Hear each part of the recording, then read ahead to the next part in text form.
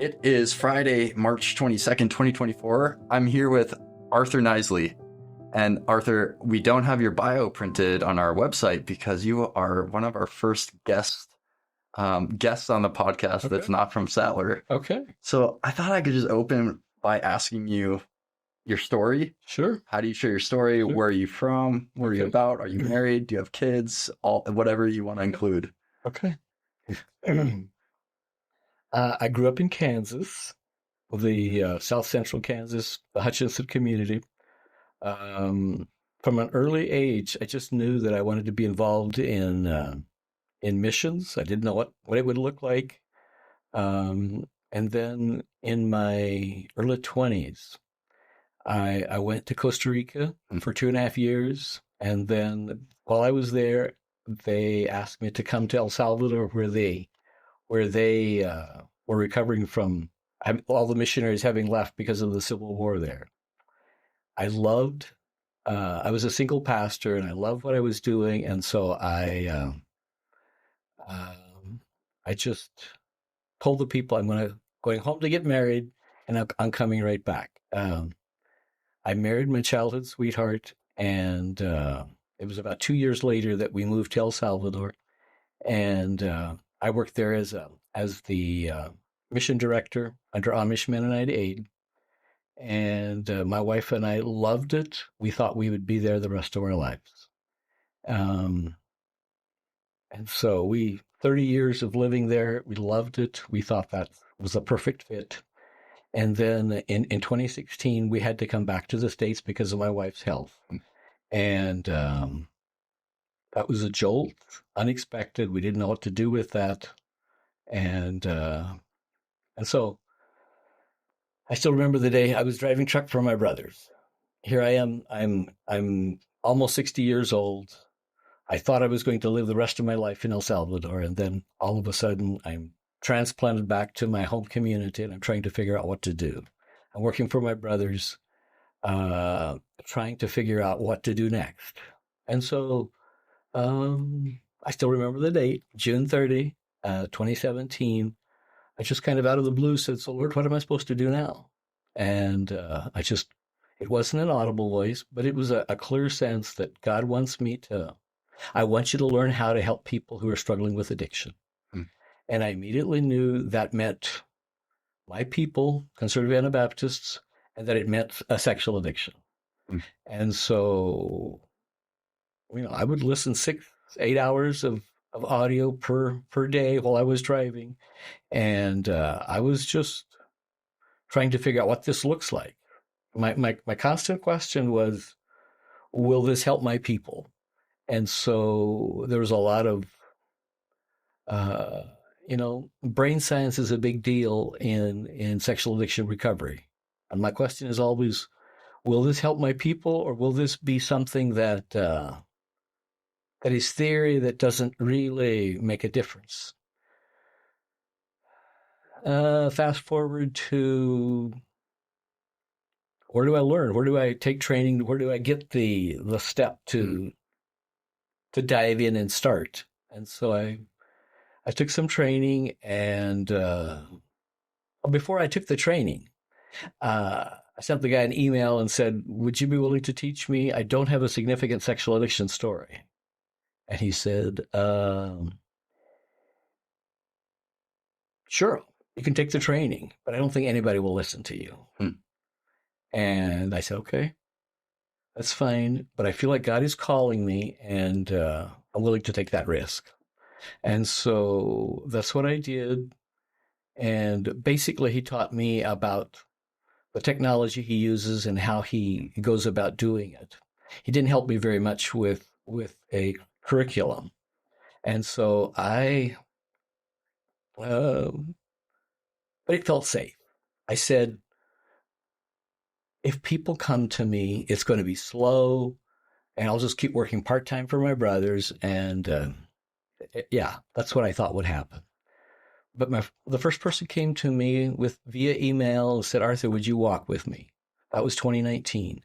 And then I got busier and busier. Word got around. I think it was a God thing. And then in June the 29th, 2021 was my last day of work for my brothers. So then on, I knew, I could tell that I was going to have enough people that really wanted help, that I was going to be able to do this full time.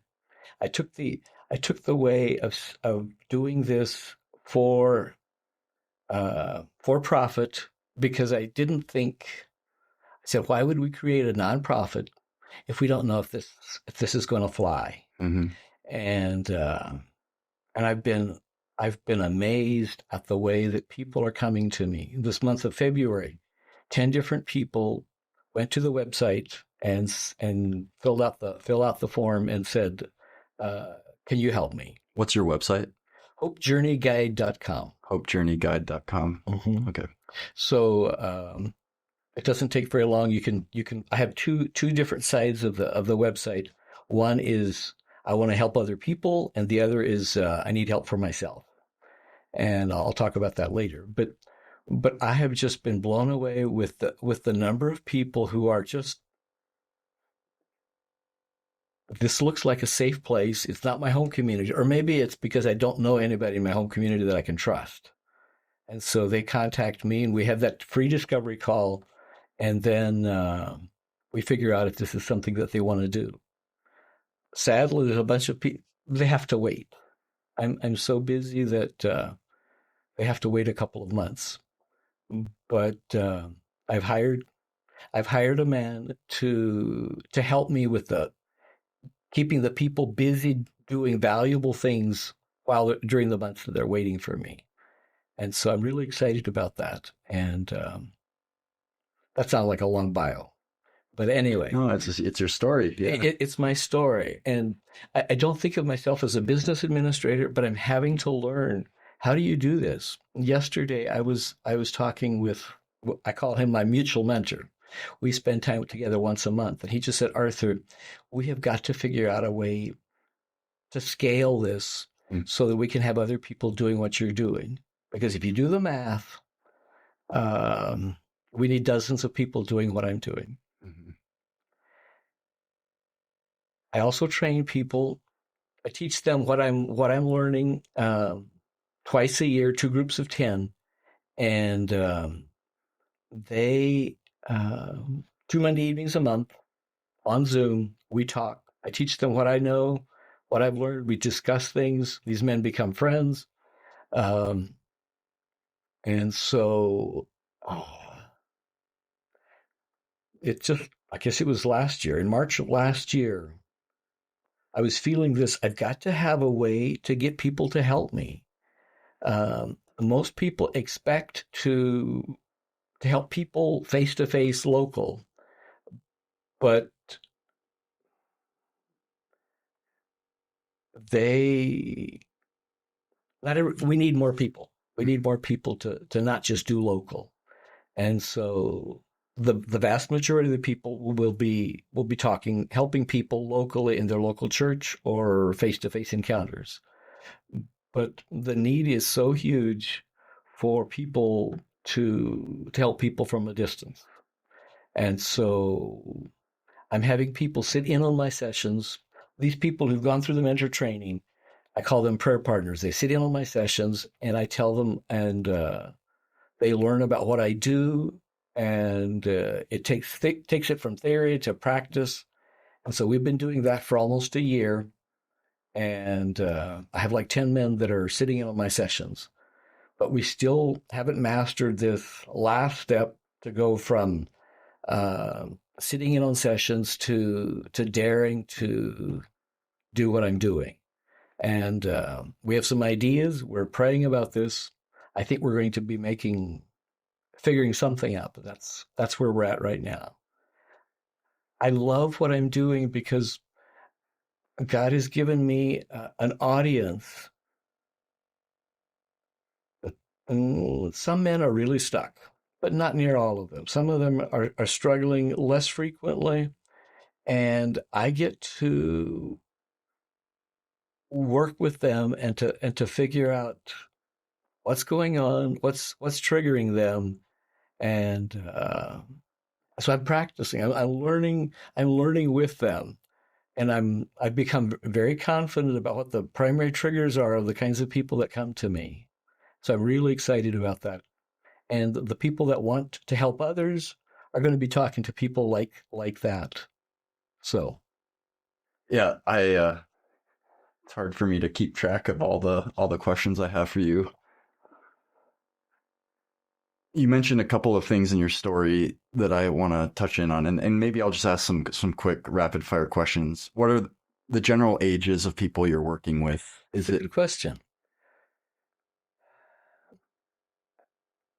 I'm going to guess that 25 to 35 is the biggest group. mm, I have a little bit more married men than single men. mhm, I thought it would be the other way around, but mm.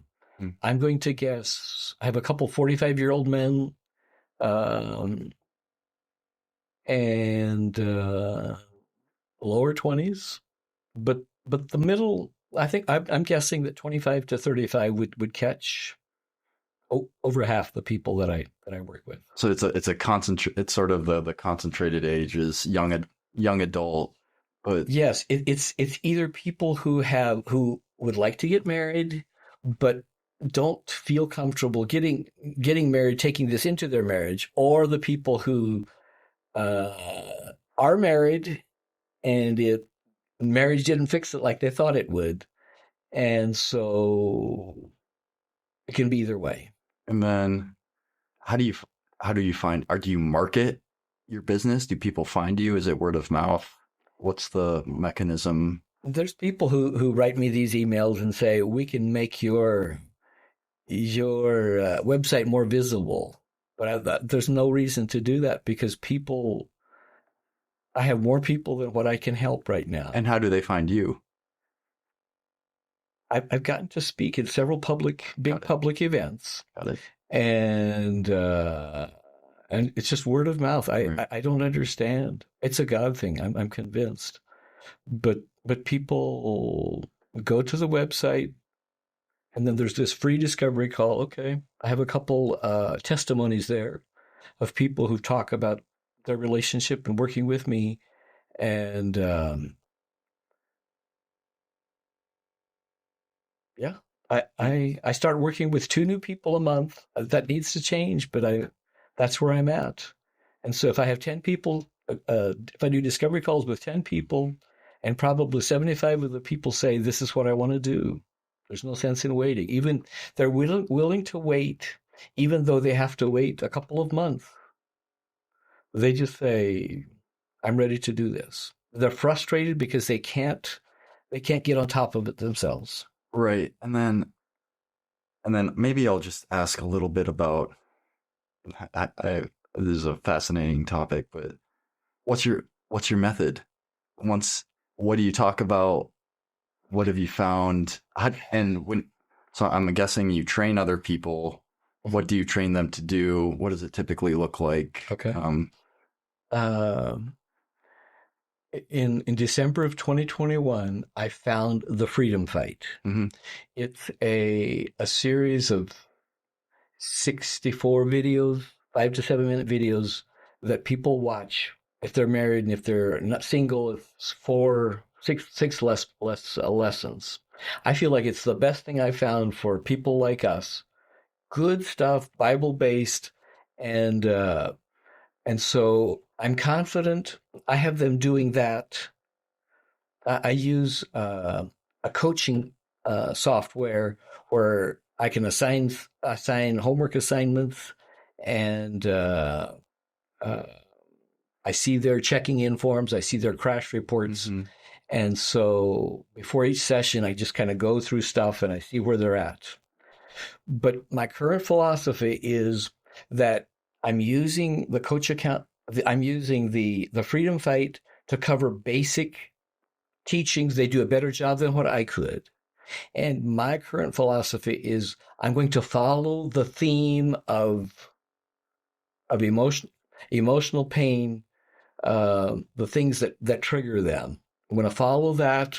We're going to talk about that, and we're going to teach them how to go to God with this stuff that is overwhelming to them. And men, frankly, are are relieved to hear that someone believes that they don't want to do these things. They're used to having someone say, you just need to try harder, you need to pray more, good stuff, but it's not working for them. And so when I say, my experience is that way over half of the triggers for the men that I work with is emotional stuff. And so my goal is to help them learn how to go from overwhelm, rejection, loneliness, whatever it is. I help them go from there to, where is God in all this? What does God want me to know? How am I supposed to handle this? And I say, your problem is not that you want to be known. Your problem is that you are immature and you haven't yet learned that skill of knowing how to diffuse those painful emotions. They haven't yet learned how to go to God and say, God, where are you? What do you want me to do? What do you want me to know? So that's the skill I teach them. And the exciting thing is that when I can help someone deal with their emotional junk, the intensity of their sexual struggles drops dramatically. When you can help someone deal with their emotional junk, the intensity of their sexual struggles decreases dramatically. Yes. I very confidently say that. Give me some examples of emotional junk so I can wrap my mind. I am taking some guesses, but okay. Yeah. A big one is overwhelm. Mm-hmm. The other thing that I teach is that there can be multiple things that build on top of each other. Right? So if you have had a fight with your wife, finances aren't well, you feel like you can't keep up, like other people are expecting you to do stuff. Just there can be lots of different stuff that build on top of each other, and all of a sudden, this person goes from, I'm handling life okay, to just kind of gasping and saying, get me out of here. Mm-hmm. And my experience is that people very, very consistently, because of past history, because sexual release is pleasurable, because we have an enemy. I don't understand all the reasons, but it just feels like it's a natural thing that when I'm overwhelmed, when I can't handle it, when I feel like I'm not good enough, um, I'm bored.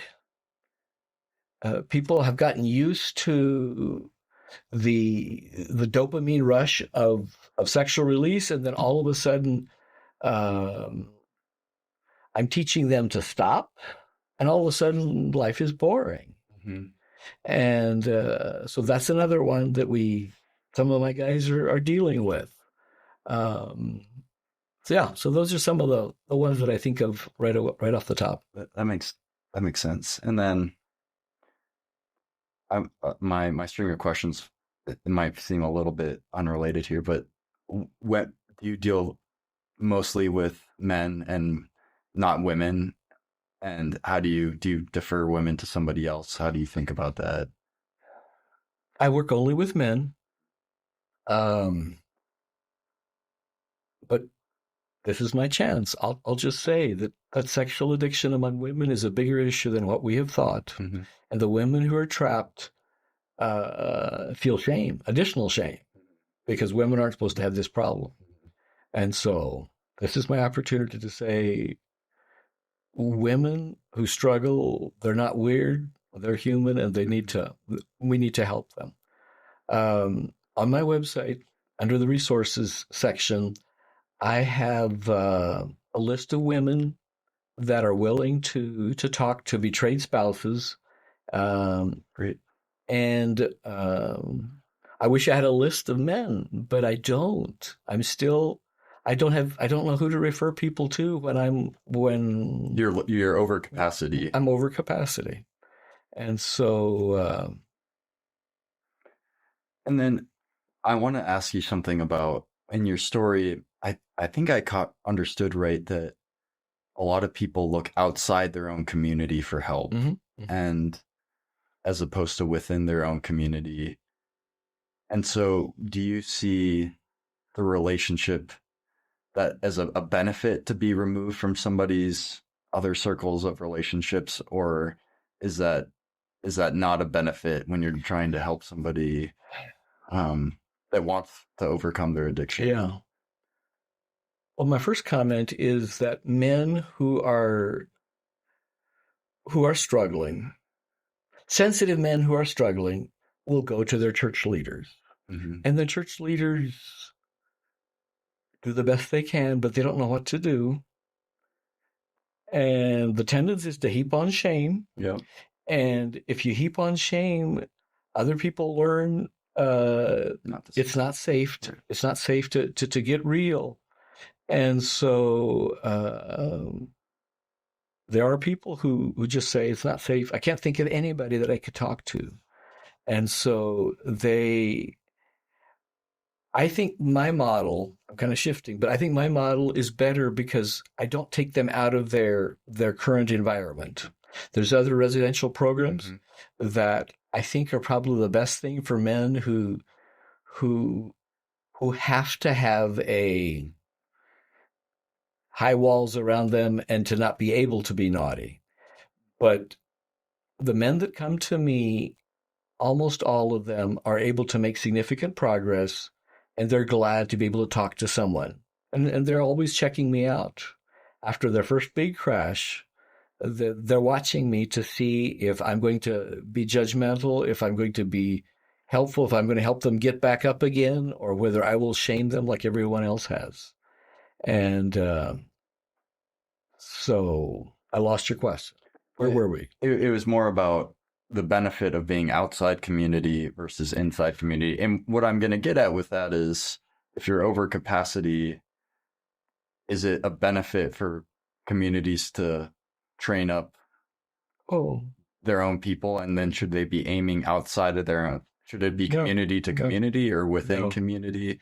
No, if my stated goal is that in every conservative Anabaptist church, everybody knows that if you're struggling with this, that Jack is the person that you talk to in our church, and that people will say, "I'm so glad he's talking to Jack." That's what I want. And just for the record, when men come to me within 2 or 3 months, I want them to start to have someone that they can talk to, someone that they can. When I'm struggling, they need to have someone local that they can talk to, because I can't. For 20 people, I can't say, call me anytime, day or night. Yeah. I can't do that. So your goal is to train up local helpers for local people. And most of the 35 men that I've trained are doing that local. Great. And then I want to talk a couple of questions. In your story, you had that moment where you approached the person doing the training and you said, I don't have this in my past, and they said people aren't going to listen to you. And I'm guess what's been your experience with that? Is it true? My experience is the exact opposite. That people assume that if you don't have a story, you want to stay away. Right. But God has given me a heart, and whenever I see somebody for the first time, I talk to them on the phone because face-to-face Zoom is scary.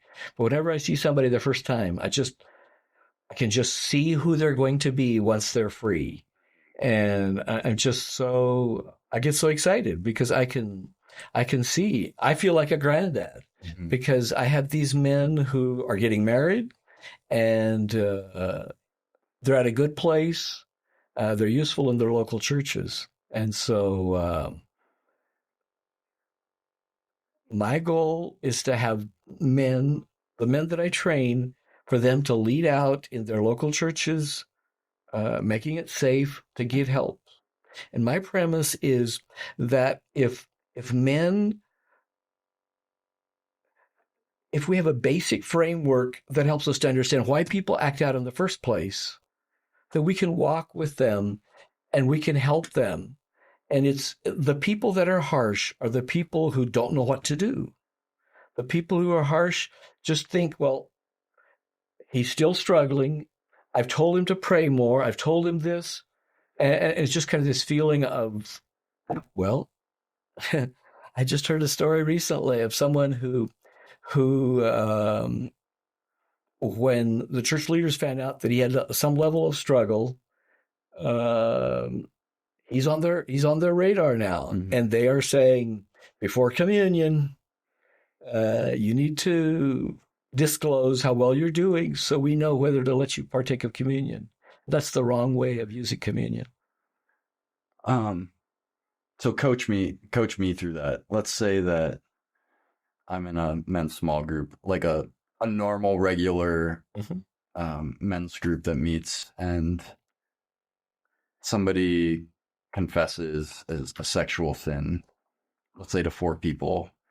What should the other men do in that group on the spot that somebody confesses? Because this is a really real scenario where I think there's there's a little bit of awkwardness to know, do I pray for healing? Do I say something? Do I say nothing? Do I give them a hug?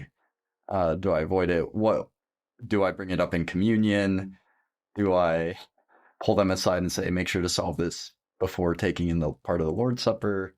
Yeah, there's all sorts of interesting dynamics. So what would you say to people who experience this but don't really know how to interact or have... Okay, so the question is, a group of 4 or 5 people who are meeting locally, and one of them discloses, I had a bad crash. Yeah, I either one way or another, I sin sexually. Okay. Let's say either in pornography and the things associated with pornography, and yeah, what's the steps there? The most helpful thing that we can do is to understand where it's coming from. My basic premise, and here again, you have to understand the people that come to me are people who are broken, who are distraught, who are saying, I hate this. This is not what I want to do. So I'm not saying that what my position is for everybody, but because there are people who are sneaky and who like their lifestyle and don't want to change. Right. So I'm not talking about that, but I'm talking about men who are deeply grieved about what they're doing. They don't want to do this, and they want to stop, but they feel powerless to stop. To those people, I think the biggest thing that we can do is to believe that they have good intentions and to join them in being curious about what's going on. And so I do 2 things. When someone is crashing pretty regularly, when did it happen? Where did it happen? How were you feeling at the time? And we're trying to come up with practical things that they can do to stop the behavior. But I'm not like a lot of people who say, praise the Lord, Jack is living in victory for 3 months now. That's not where I'm at. I say we live in victory. We don't do that stuff so that we can get underneath to what's really going on. If you think about it, the man who gets drunk is covering up stuff. His wife screamed at him, he lost his job or whatever. And so life is overwhelming and he gets drunk. And so if we can help him to not get drunk, what's going to happen? The stuff underneath is going to come bubbling to the surface, and we'll be able to look at it, to work with it. And so my model is the big reason to stop the behavior. It's sin. So we stop the behavior, but it's not just that's our final destination. It's to help us get underneath and to understand what are the driving things underneath that are driving it. And so it's dig into the person's life a little is right. But we're going to be able to get there if we can help them stop the behavior.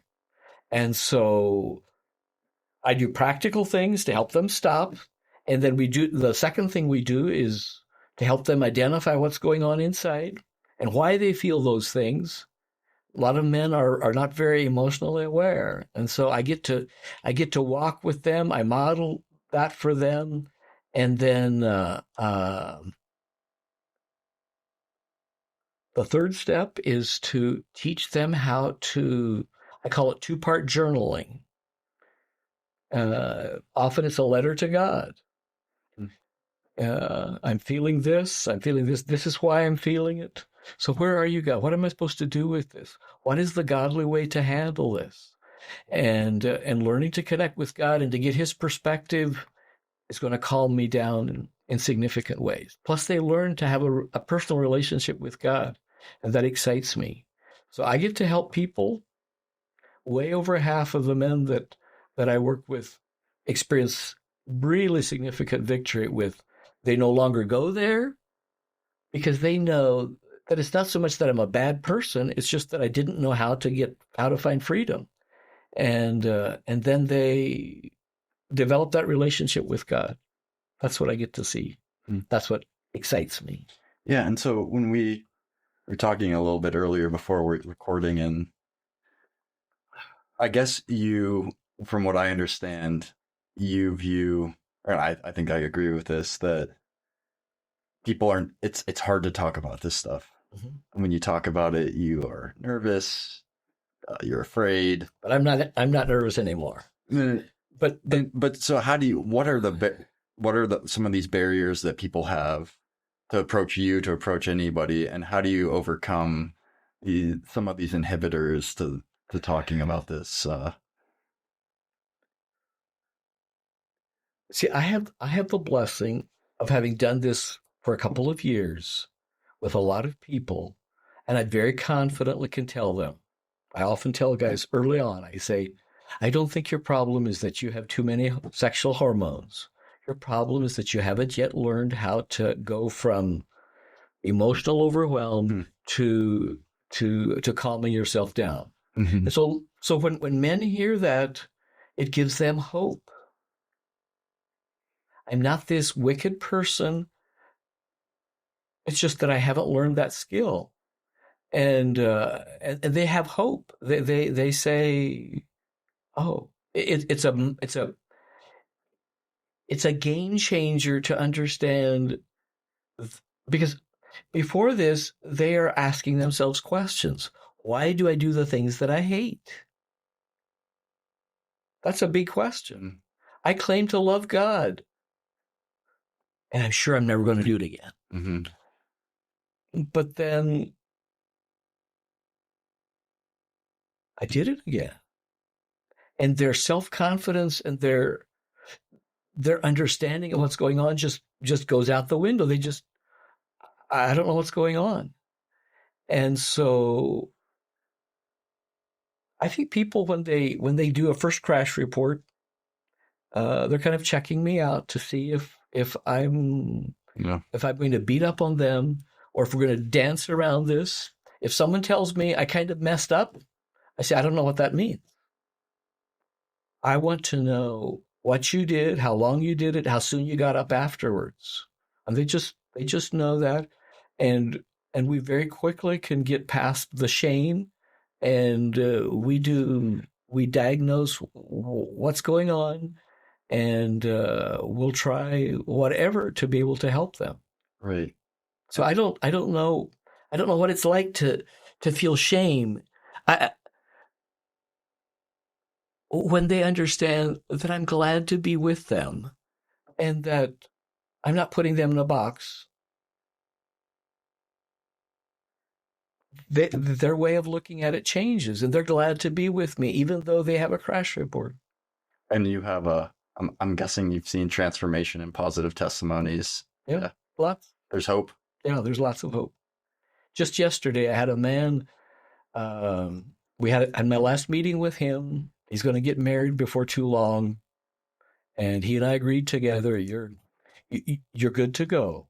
It doesn't mean that I know you'll never crash again, but you have the skills, you have the understanding, and you're going to be able to keep growing, because that's what it is. You keep growing. If you had a crash because of this, Okay. So we learn, we grow, we close that door. We're more careful to stop the behavior, but we're also looking at what's underneath and what's causing this. And I'm just really excited about the chance I have to work with men, and very consistently, we're discovering that dealing with the emotional issues brings the level of sexual temptation back to a manageable place where people can get, where, sure, if there's provocative content, sure, I'm going to be drawn there, but I can think clearly. I say, clear thinking Arthur can say, why would I do that? That doesn't help me to get to where I want to go. No, thank you. Mhm. That's where that's the kind of men that I help create. Amen. And then there's going to be switching gears a little bit. And you mentioned something about the decision between nonprofit and for profit. And do you have a business model that allows you to support yourself to do this work? Yes, I charge a monthly fee. For the people talking to you. Yes. All right. Yes. Tell me about. I don't think I haven't heard about people paying a monthly fee, and I'm really intrigued by this. Well, see, I get to say that I am proving that Anabaptists will pay somebody if they think they can help them. Mm-hmm. And I'm proving that this is a business model that really does work. So I charge a monthly fee for the weekly meeting, and I charge a monthly fee for the twice a month, and then downgrading to once a month before they graduate. Mm-hmm.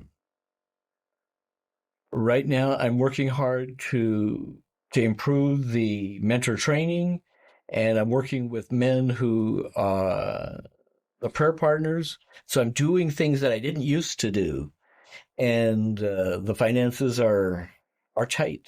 Right. I have a lot of software as a service expenses, Zoom and many others that I use, tools that I use. Um, I think this is a model. I'm really excited about it Right. because I can train men and they can watch me for a while, and then either my dream is them working for me, or one of the men that I trained is in the process of starting up. He made the decision that because of his people group, his people is probably going to be better for him to do it on his own. Mm-hmm. Um, but it really is important for men to have skin in the game. I Other people may disagree with me, but for me to offer somebody this isn't going to cost you anything, I think it's wrong. Mm-hmm. I think it keeps the relationship transparent when he's paying, and it's enough that that he's going to think twice about just letting this drag on and on. Mm-hmm. And for people, I guess for people considering that it might be intrigued by this as a way to make a living, do you think there's room for the, I hate to say the industry, it's not an industry, but is there room for more people to make careers out of this? Or is it? I'm convinced it is. That's why I said we need a dozen people doing what I'm doing. Um, the model that I would really like to see is that men take the training, and maybe in their 50s or 60s, when they've learned a lot, that they be able to offer to help, offer to mentor like this, and see where it goes. What I did was I quit. I went from 4 days a week to 3 days to 2 days, and then I quit. Mm-hmm. Um, I don't think of it as a business, but that's what it is. It's a way that I can pay my expenses, and I am. It's more than once a week, a couple times a week that I go out to the kitchen and I work from home. I tell my wife, "You can't believe what I just saw happen," and I get these opportunities to see people having an alive encounter with God and having these aha moments, and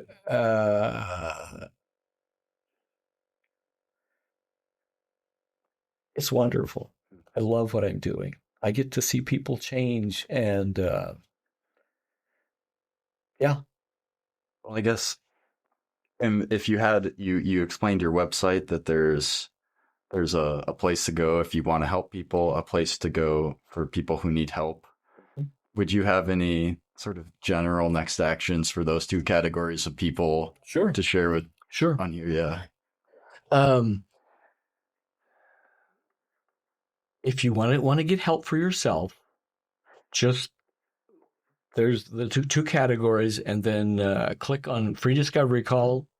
Listen to the couple testimonies there. I think it's 4 different men who share their testimony about life transformation, and then there's a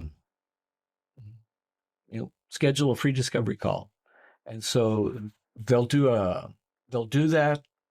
We'll get the email. We'll reach out to them. I'll give them a scheduling link, and they can look at the options, and they can schedule a time to talk to me.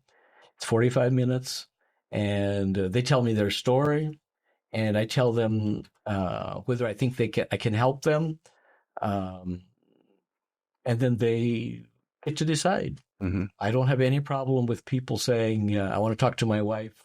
I'll get back to you. That's perfectly fine, because they know what I offer. They know how long they're going to have to wait. Um, but that's that part. Yep. The other is help others. That's that part of the website. Very quickly, you'll get to a link that describes in detail what I offer.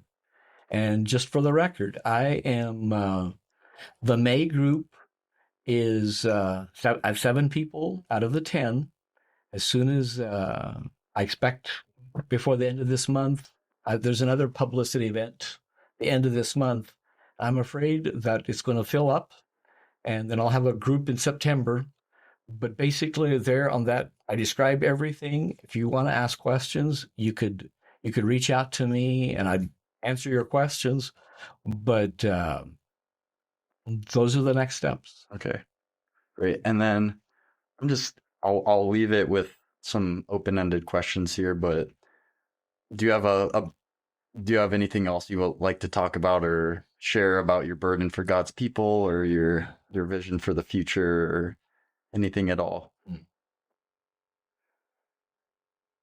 I think about Ezekiel 37 and that the word picture of dry bones, and how those dry bones become a mighty army.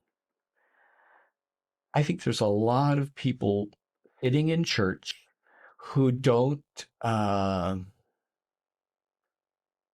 aren't very active in church because they feel guilty and because Christianity is not working for them. Mm-hmm. And so as that begins to change and they begin to understand that by God's power I really can change their perspective about themselves and their openness to working, to accepting opportunities for ministry, all that stuff changes. And my dream is to see dry bones Mm-hmm. become a mighty army. And I don't know of any church that says, we have too many people in ministry. We don't know what to do with you. Please just sit on the bench. I don't know of any church like that. We all have lots of things that more people could be doing. And so my dream, my vision is, I need to tell you this story. I used to be a missionary, and that was just everything. That was everything that I did. I feel like I need another podcast just to ask about El Salvador, but maybe another time. Maybe another time. Yeah. But here I am. I've come back to the States. I've left my people. Um, I felt like my wife and my giftings, that was just perfect. And so here I was in the States a couple of years, and I was double guessing myself because a church in Pennsylvania asked me to speak on mission. And so I was thinking through all that stuff. I was preparing for that. And then, and I was just kind of feeling like, did I really hear God right about staying here in the States and helping men heal? And right after that, before I actually went to the missions conference, I had one of the men that I was working with say, Arthur, I contacted the mission organization. I wanted to do it before, but I knew that I was in no shape to be able to offer myself. Mm-hmm. But now that I'm doing well, my wife and I are going to go to the mission field. And that was just a confirmation to me that God is calling me. I'm still a missionary, but God is calling me to prepare men that are dry bones to be to become a mighty army. And then the other thing, you mentioned this goal of having one person in every church, at least one person in every church. Is a funny word, that question. Is there a title or something that you use in your mind for that person? Like a certified addictions counselor, or what's the goal, if you could state it in one more time? Well, it's for us to go as a people, to go from sweeping it under the rug, ignoring the issue, or making people do public confessions, hoping that it will shame them enough that they'll stop. It doesn't shame people enough because this is a deeper issue. But everybody learns that in this church, it's not safe to get help. Mm-hmm. So I don't know what the right name is, right? But it's somebody that my guys, as they get ready, as we're starting to talk about them graduating, I say, I want you to one of these next Sundays after church, when you're in a conversation with somebody, just drop this bombshell. Just say, I'm really glad that I'm not struggling with pornography like I used to. And I warn them, there's going to be a dead silence, and then you're going to say, oh, why did I do what Arthur told me to do? And then the conversation resumes. But very consistently, people will come to you afterwards and say, tell me some more. I want help. Because you're planting the seeds for somebody else to grab on that might be dealing with it. And one of the things that I tell the men that I'm mentoring is you need to help other people get free. That's part of your protection, to not get sucked back into the old ways of living. Great. Well, we are just about approaching the time limit when our audience loses their concentration and signs off here. Sure. But Arthur, thank you so much for joining us today. And then we have a conference tomorrow at Sattler. It's called Therefore Go. And we're actually, a student arranged a lot of the conference this year for their capstone. And what will you be talking about tomorrow at the conference? I'll be talking about equipping communities to help people who experience sexual addiction. Amen. And it's part of the commission. It is. It's part of discipleship. That's right. Yeah. That's right. Well, thank you so much. And if you're a Sattler person, go to our website. I'll tell you what to do there at Sattler. So, sounds good. And then your website one more time. HopeJourneyGuide.com. HopeJourneyGuide.com. You can find out more about your work. That's there. right. All right. Thank you so much, Arthur. God bless you. I'm glad to be with you. Yeah.